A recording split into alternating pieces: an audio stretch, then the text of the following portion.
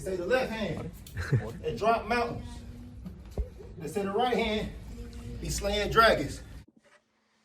All right, so we're going to go ahead and continue the long-standing tradition of covering Japanese boxing here on True School Sports. True School Sports, the #1 source for Japanese boxing in America. Now listen, guys, we have a very, very stacked card on December 27th in Saudi Arabia. It's going to showcase just the who's who of Japanese boxing. All the best and biggest and brightest stars from the land of the rising sun are going to be on this card. From the monster Naoya Inoue to Junta Nakatani to Hayato Tsutsumi, and of course, my personal favorite, the amazing boy, Kenshiro Teraji. Now, this is a very pivotal point in Kenshiro Teraji's career because, you know, we don't know how much longer he has left. And as far as I'm concerned, you know, when it comes to the truly great fighters that I believe are already Hall of Fame worthy, he is towards the top of my list.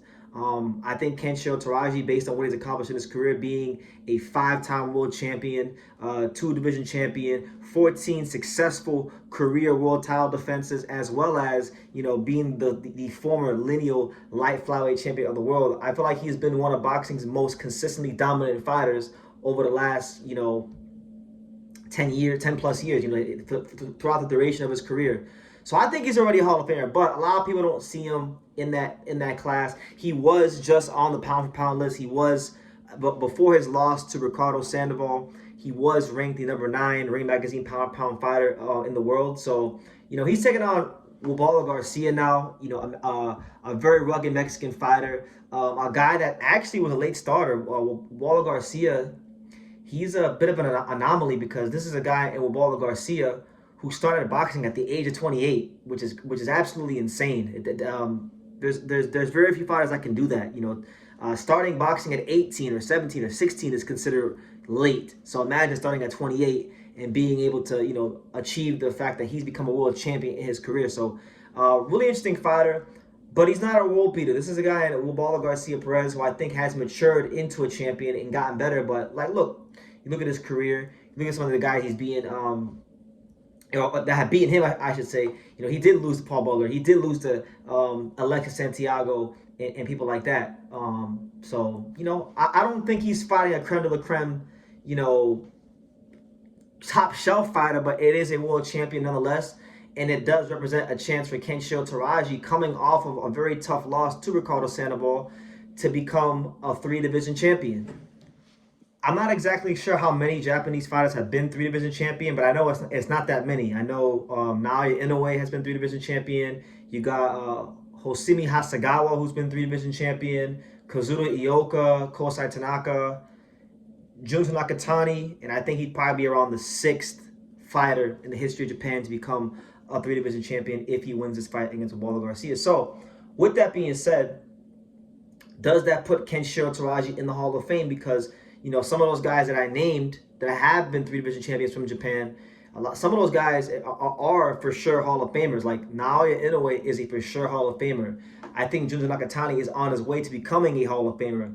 I think Kazuda Ioka is in the Hall of Very Good, flirting with the Hall of Fame. He's one big win away from probably getting into the Hall of Fame.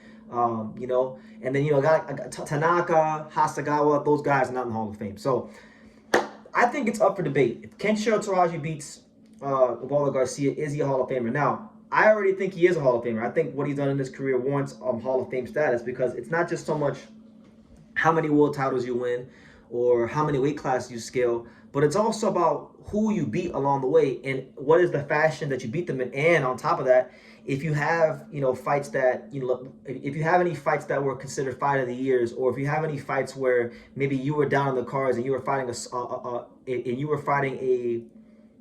a bigger guy as a smaller man and knocking him out, then I feel like those things count for more. So when I think of those kind of things in Kenshiro Teraji's career, I think of this fight with Seigo Yuriyaku. He was, you know, prime fighter, big in his prime, determined, up in the cards. Kenshiro stops him in the 12th round, down 7-4 going into the 12th round. Classic fight. Look at his fight against Anthony Olas-Kuwaga and how well that's aged. Fought him in a great fight when he was a younger fighter. Olas-Kuwaga went on to become a great champion. The fight before that, he fought Hirota Kiyoguchi, who was an undefeated Ring Magazine champion, you know, and it was looked at to be a competitive fight, 50-50 going in.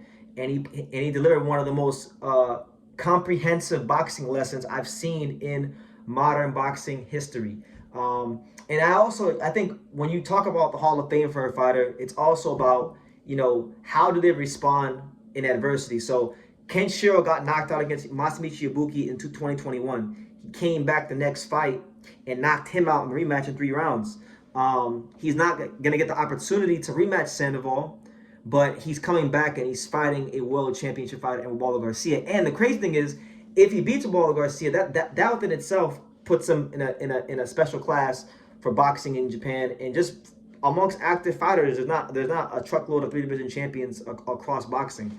So there's that. But it would also open up the possibility for Kenshiro Teraji to potentially fight for undisputed against one of the best fighters in the world right now in Jesse Bam Rodriguez. And this is a fight that Kenshiro Teraji has been calling out for a long time. All the way back to the summer of 2023 when I first interviewed him, he's been talking about fighting Jesse Bam Rodriguez, and he's always wanted to smoke with Jesse Bam Rodriguez. So I think that's a fight. I'll tell you right now, if people don't think he's a Hall of Famer right now, and I do, I feel like he's been great for so long, but he's been in the shadows of Naoya Inoue for all these years, and even I guess now for the last couple of years, even Junta Nakatani.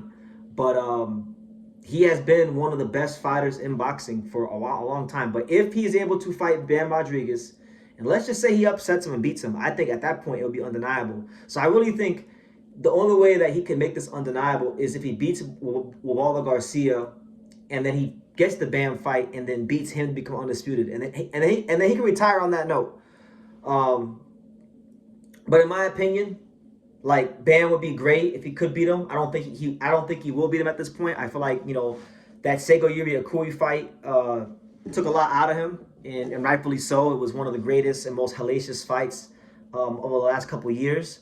So he's lost a step or two, which you're supposed to when you have a fight like that. But so I don't think he'll beat Bam, but I really think when you talk about his career, when you talk about being a guy in the lighter weight categories who has a 64% KO ratio, he's knocked out bigger, younger, stronger fighters than him. He's been one of the most entertaining, not just one of the best fighters in terms of who he's beaten in his performances, but he's also been one of the funnest fighters to watch, and fighters that bring TV value, that are fan friendly, and are also winning against top competition. I feel like that should count for more. So you're talking about 14 career world title defenses, 5-time world champion, lineal light flyweight champion. If he beats Wilbaldo Garcia, he will be a 6-time world champion. So I mean, what more can the guy do? The only thing he can really do is get a Bam fight and go undisputed, because truthfully, Kenshiro Teraji was robbed of being undisputed. He would have became undisputed at light flyweight, but Jonathan Gonzalez kept getting injured and pulling out of fights, and then eventually Kenshiro Teraji just outgrew the weight. So he was robbed of becoming the undisputed light flyweight champion. But I digress. These are just some of my thoughts going into the Wilbaldo Garcia fight. He's getting a chance to fight a come forward, all action Mexican fighter, and throughout the course of boxing history, for a lot of Japanese fighters, the come forward, volume punching style of the Mexicans has been kryptonite to a lot of Japanese fighters. Now, Kenshiro to me is not like most fighters in boxing, let alone Japanese fighters. He has a thing about him where if you decide to have a firefight with him, he can dig about as deep as anybody in the sport, which is why I feel like that's a Hall of Fame quality within itself. But I digress. 14 title defenses, 5-time world champion, lineal light flyweight champion, trying to become 6-time world champion. 64% KO ratio, a pretty damn good career. If it stopped right now, I think it's Hall of Fame worthy. The Garcia fight to me is a cherry on top. But what do you guys think?